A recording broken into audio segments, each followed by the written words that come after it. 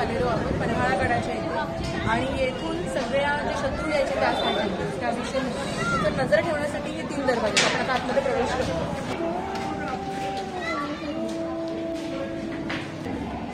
अगदी निमुळती वाटते।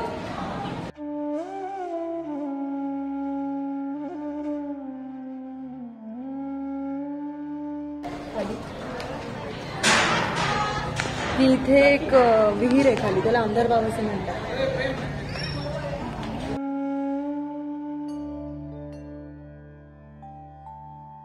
आता आपण वाघ दरवाजातून आतमध्ये प्रवेश केलेला आहे।